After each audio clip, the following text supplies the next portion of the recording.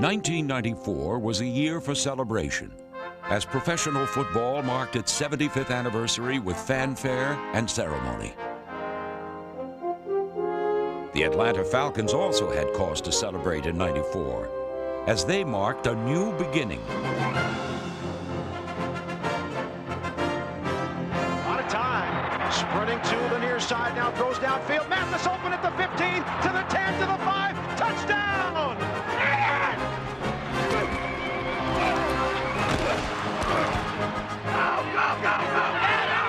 Picked up by Eric Jack. Go, baby. He's at the 15, 10, 5. Eric Jack's got a touchdown.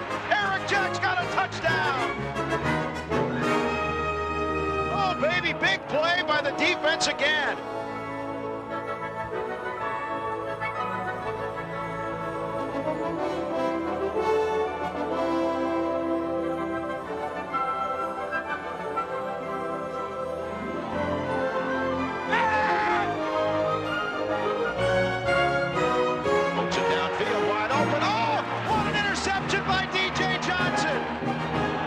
Pass George, little slant to Emmanuel at the 5, at the 2, at the 1, Burt's in the end zone for a touchdown. Here's Ironhead up the middle, 3, Ironhead 2, Ironhead, touchdown. Anniversaries are always special because they mark the passage of time. So do new beginnings.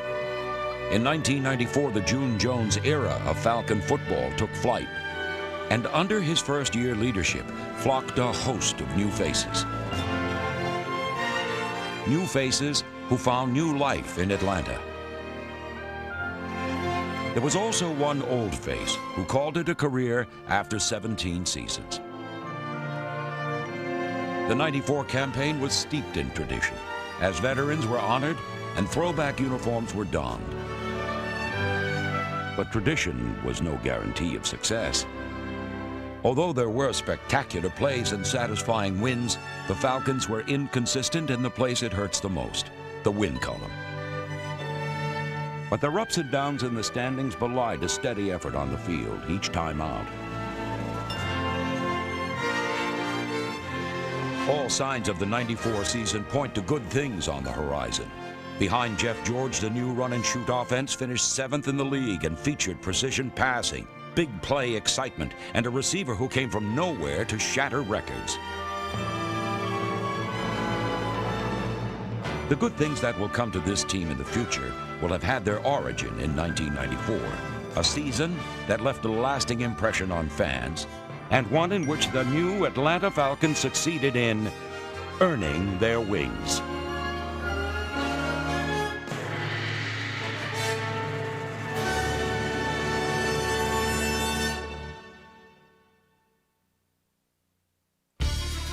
The '94 season began in Detroit, when Jeff George hit Terrence Mathis with a touchdown pass to give the Falcons a late fourth-quarter lead. It looked like June Jones' debut would be a success, but any celebration was premature. The Lions scored in the waning seconds to send the game to overtime, where they had a chance to steal victory on a field goal.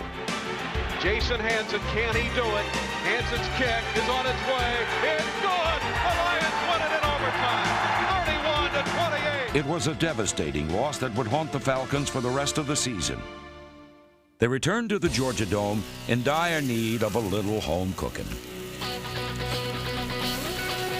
Inside, the Falcon faithful woke from their off-season slumber to find a new #1 in town. And a tough new attitude. Close the gate in front of the ball. Ready? Run it! Miller, big rush from the outside by Darnell Walker. He's got it for the sack. Back at the 45-yard line.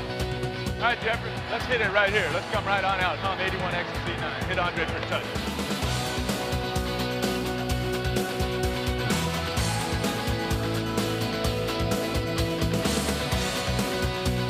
The big investment was paying handsome dividends. George back to pass. Looks, throws. There's Rison. He's got a touchdown in the left corner. That's a hell of a play. That's a hell of a play. Oh, yeah. June Jones had his first win, and the team had a healthy dose of momentum heading into Week 3. But they dropped a Sunday night game at home to the Chiefs. Suddenly, they were 1-2. With their next 2 games on the road, hopes of a fast start were dimming. The first stop on the road was Washington, D.C. Over the years, playing in the nation's capital had been strictly capital punishment for the Falcons. They had never won there in 10 tries. Appropriately clad in throwback uniforms, they took to the task of overcoming the ghosts of the past. But first, they had to overcome themselves. George falls, gets up, fires over the middle. Mathis has it, touchdown! Unbelievable! But the D.C. jinx wasn't in jeopardy just yet. The Birds trailed until the third quarter when George hit Bert Emanuel for the go-ahead score, and the Falcons never looked back.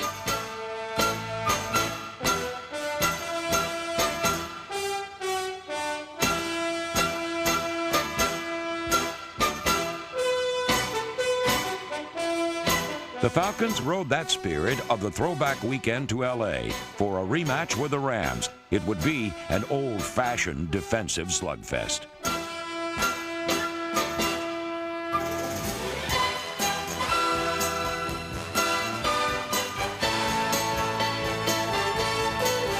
The Falcon defense would surrender only a field goal, but the Birds trailed 5-0 with under 4 minutes to play.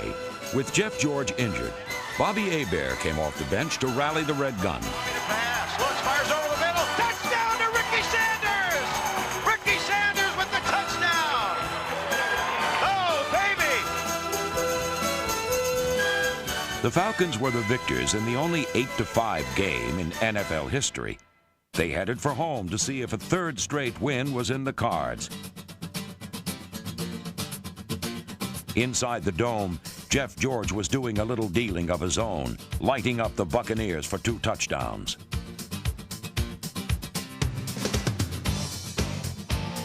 Ironhead Hayward had his best game of the season with 87 yards and 2 touchdowns. Still, the top brass wanted more. Be nice to hit this right here, wouldn't it?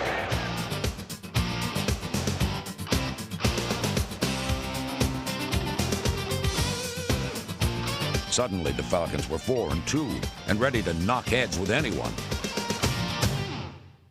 A key during that 3-game win stretch was the play of the defense.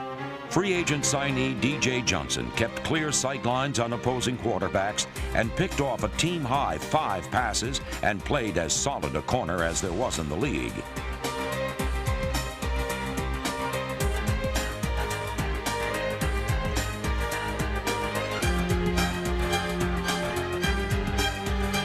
Safety Kevin Ross was the everything man among the team leaders in tackles, interceptions, hustle, and heart.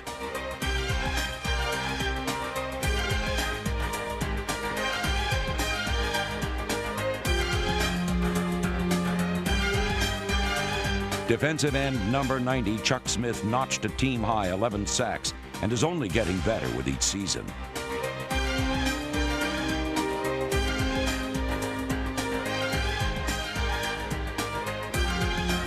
With number 56, Chris Dolman, lined up on the other side, the defense had a pair of bruising bookends to pressure opposing quarterbacks.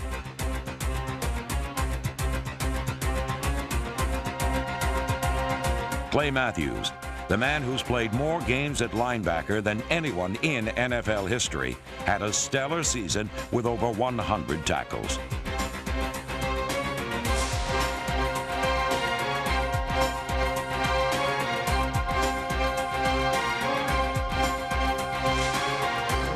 But the leader of the defense, as usual, was Jesse Tuggle, who led the team in tackles for the 6th straight season and was selected to his 2nd Pro Bowl.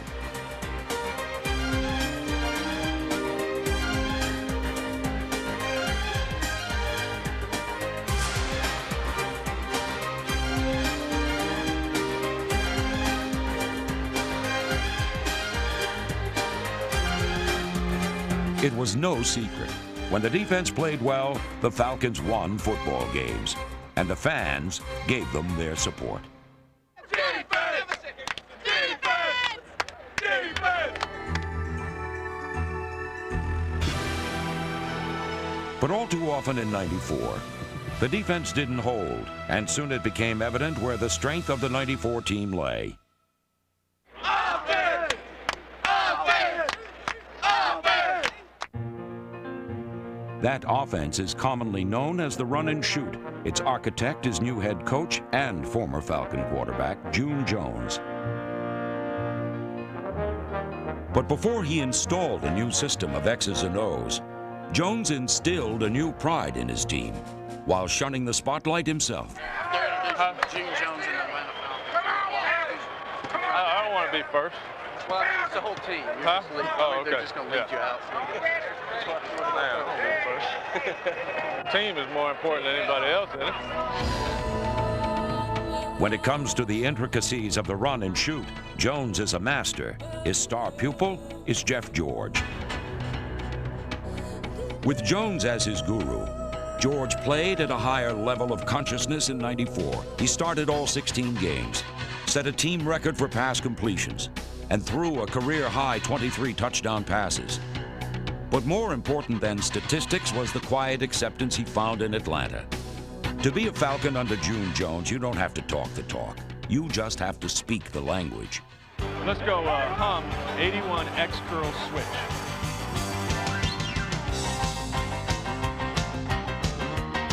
'81 X choice drag.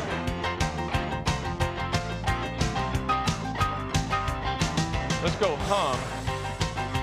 Let's go yap. Hum. Sometimes the terminology is quite simple. Let's take a shot in the end zone.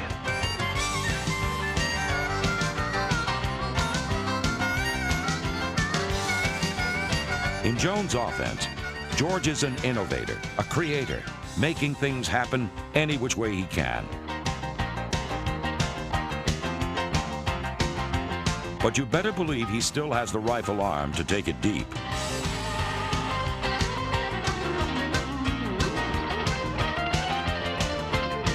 In this offense, everyone gets tutored, from rookie Bert Emanuel to veteran Ricky Sanders. Ricky, you gotta be tighter, and push that guy down.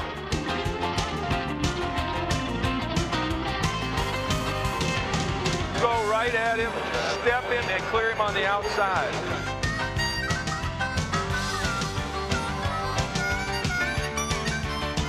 Throw in Ironhead Hayward, and the run and shoot has a big gun.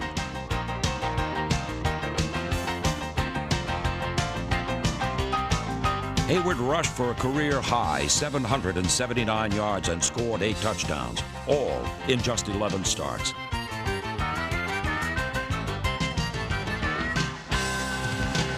There were other notable achievements in '94. Kicker Norm Johnson continued his outstanding efforts, extending his PAT streak to 139 and going 21 for 25 on field goals.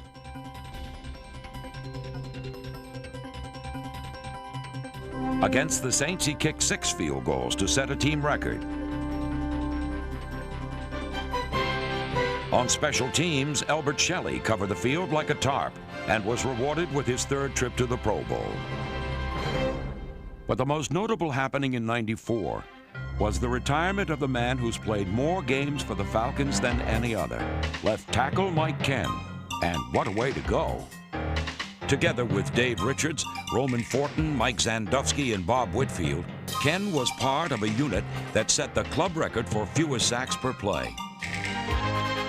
In his 17th season, Ken still showed the form that made him a 5-time Pro Bowl selection during his career. A career that began as a first-round draft choice back in 1978.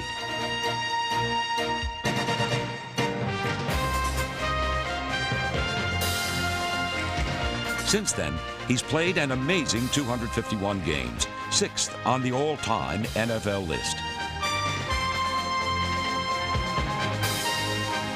A team leader, Ken will be sorely missed in '95, not just for his blocking, but for the steadying influence he provided to a franchise over 3 different decades.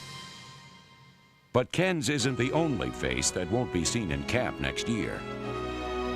In the middle of the '94 season, the Falcon family lost another enduring figure when equipment manager Whitey Zimmerman tragically died of a heart attack. The original Falcon, Whitey had been with the team since its inception in 1966.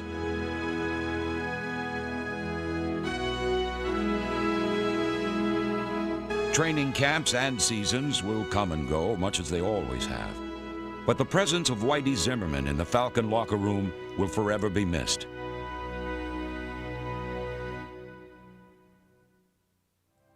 Whitey's death weighed heavily on the players as they prepared to face the 7-1 San Diego Chargers. No comments. We're just gonna play hard.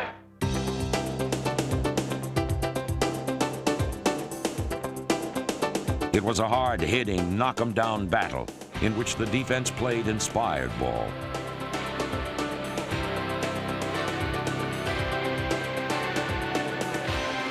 That's for Whitey, baby.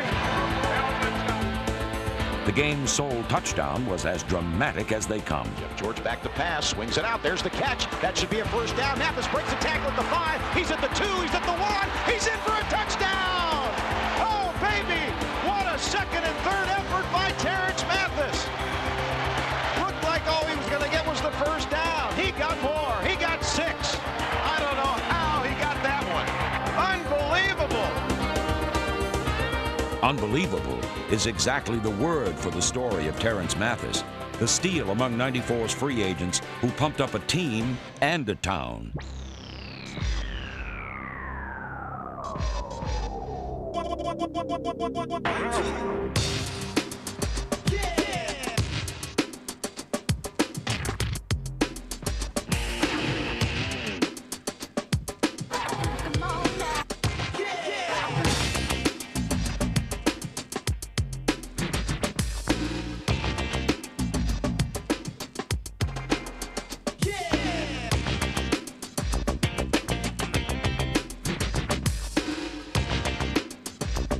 I'd hate to be a DB now.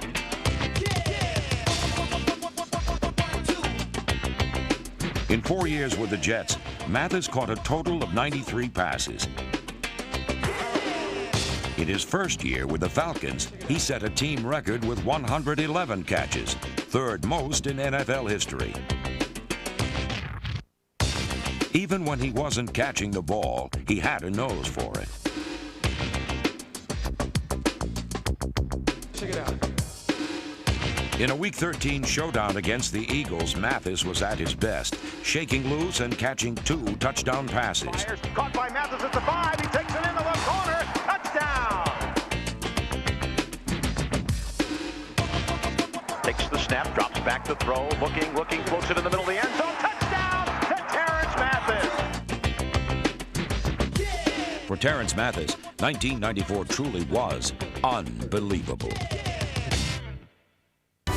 But the Eagle game was far from over and would require a total team effort. Chuck Smith led the defense with 3 sacks.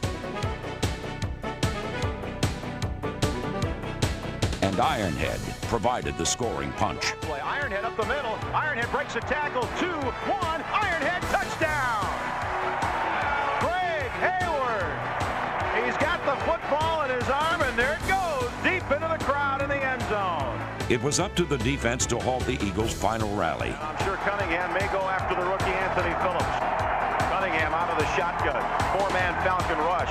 There's the toss going after him. Phillips has the interception. It's over. Oh, my goodness. It's over.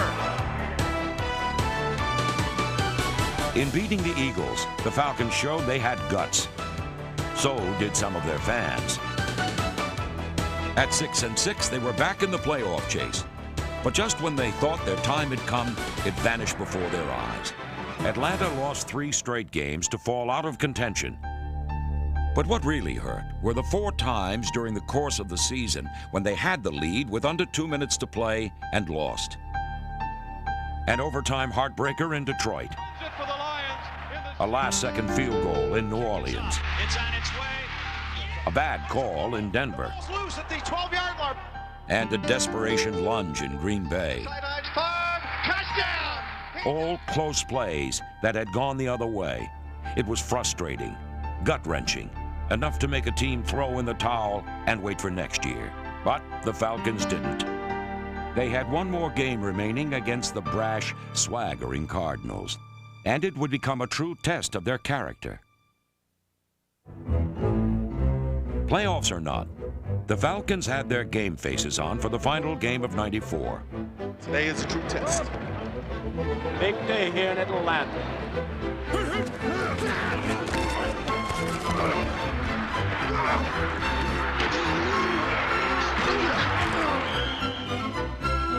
The Falcons drew first blood.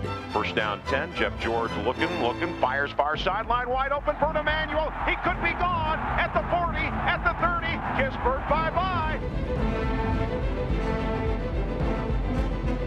It was all out on every play. The Falcons clinging to a slim lead, trying to protect it.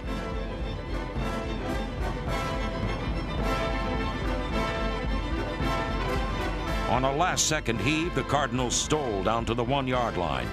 And June Jones' Falcons were once again faced with a galling prospect of losing another one at the gun.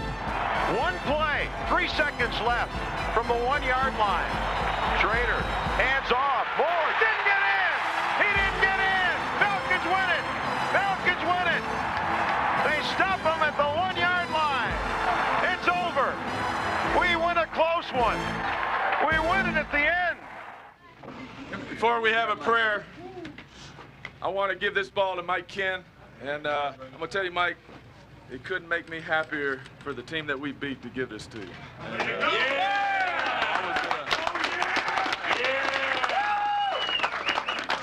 I tell you, you know, that's a real signature on our season. I mean, instead of losing it at the end, we come up to play to win it.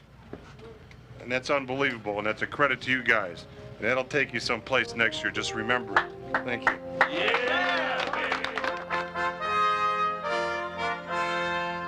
Next year, the eternal hope of players and fans alike. Only the Falcons aren't just waiting around for kickoff. They're gearing up for success.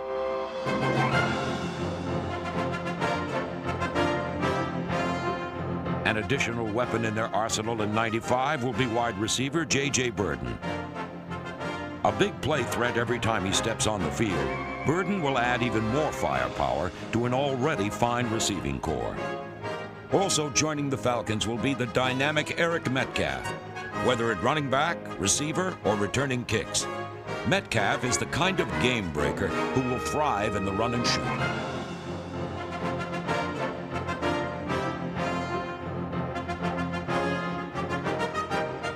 There will be cause to celebrate next year again as well. In '95, the Falcons turn a healthy 30 years old.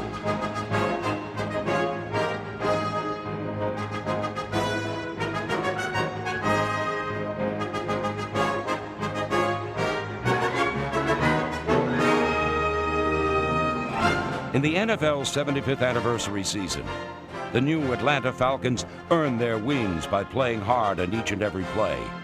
Next season, they'll return a year older, a year wiser, ready to celebrate a new anniversary and take off in full flight.